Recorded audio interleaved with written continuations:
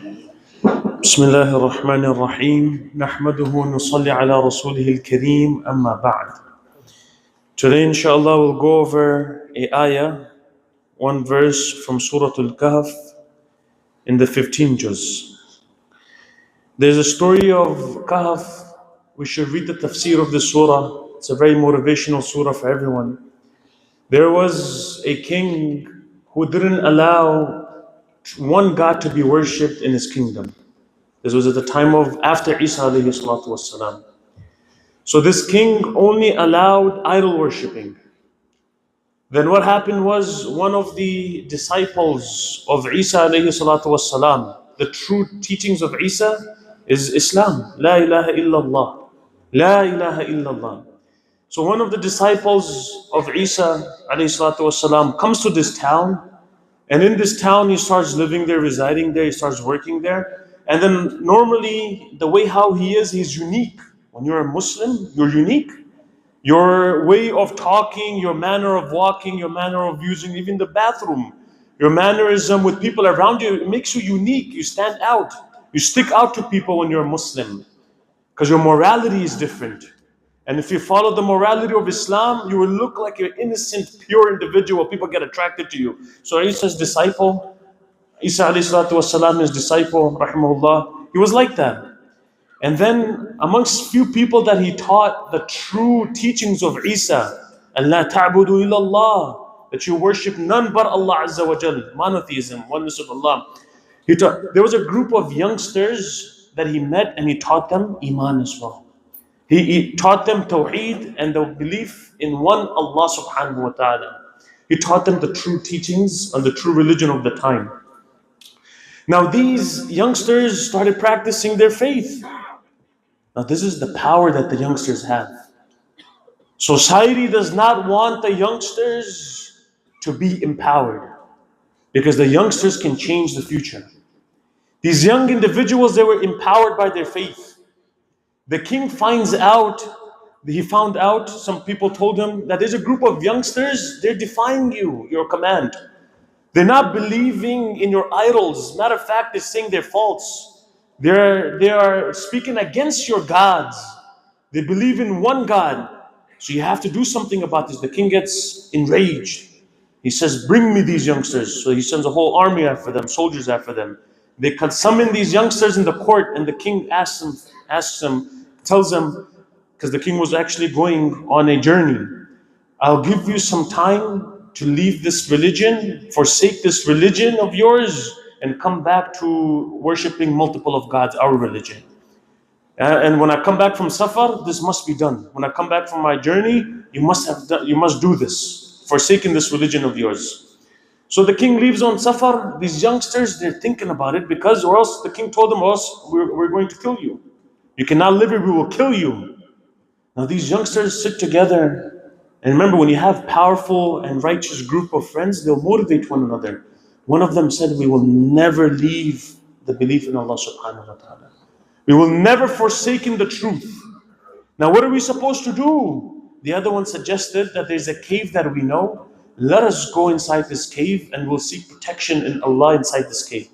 We'll stay in this cave and Allah subhanahu wa ta'ala will protect us. And this is what Allah subhanahu wa ta'ala says, أم حسبت أن أصحاب الكهف والرقيم كانوا من آياتنا عجبا إذ أوى الفتية. When these young men, these youngsters, they sought shelter towards the cave, Kahf. The word Kahf, Surah Al-Kahf is called Kahf because of this word Kahf. Kahf means a large cave inside a mountain. فقالوا, they made this dua, ربنا آتنا من لدنك رحمة. So now they're escaping from the king and his army because of their faith. They don't have freedom of religion. They can't practice their faith. So they left everything, their family, their wealth, their life, their other friends, their entire country, their entire hometown, just so that they can protect their faith and worship Allah subhanahu wa ta'ala. So they go inside this cave and they make this dua to Allah. رَبَّنَا آتِنَا مِن لَدُنْكَ رَحْمَةً. Everyone repeat after me. رَبَّنَا آتِنَا مِن لَدُنْكَ رَحْمَةً. Oh my Allah, oh our Rabb, give us from your side mercy. Descend your mercy upon us. If we have the mercy of Allah over us, inshallah we'll be guided, we'll be protected, we'll be in peace. No matter the entire country is against you, they have sent the entire army against you. But if you have Allah on your side, you don't have to worry anymore. This is the dua, this is the meaning of the dua. رَبَّنَا آتِنَا مِن لَدُنْكَ رَحْمَةً. Second part. وَهَيِّئْ لَنَا مِنْ أَمْرِنَا رَشَدًا. Oh my Allah, you prepare for us in this matter of ours guidance. Yani, you find a way out in all of our affairs. Beautiful. Second part of the dua. Repeat after me. وَهَيِّئْ لَنَا مِنْ أَمْرِنَا رَشَدًا. The reason why I chose this ayat is because of this dua. Always remember this dua to Allah subhanahu wa ta'ala. Whatever you go through, whether there's danger, whether there's difficulty, financial difficulty, marital difficulty, any type of difficulty you're going through, this is the dua. Remember these youngsters, what they are going through, and look at the dua they're making. رَبَّنَا آتِنَا مِن لَدُنْكَ رَحْمَةً. Oh Allah, send your mercy upon us. وَهَيِّئْ لَنَا مِنْ أَمْرِنَا رَشَدًا. You find a way out from this difficulty of this matter of ours. Right after that, Allah subhanahu wa ta'ala protects them inside the cave. And Allah subhanahu wa ta'ala causes a dog to guard this cave. And they sleep inside the cave for 300 or 309 years. They're inside the cave, preserved by Allah subhanahu wa ta'ala. Surah Al-Kahf continues talking about this. Now the point I want to make is, number one, make dua to Allah subhanahu wa ta'ala. Truly, only Allah, if Allah is on our side, only Allah subhanahu wa ta'ala can help us. That's number one. Number two is, don't waste your youth. Your age, the youth that Allah has blessed you with, don't waste this. That's why Rasulullah sallallahu alaihi wasallam said, and I end off with this, on the day of judgment, there will be 7 categories of people that are protected from the horrors and terrors of the hereafter. 7 category of people. A few days ago, I mentioned one category of those people. Does anyone remember?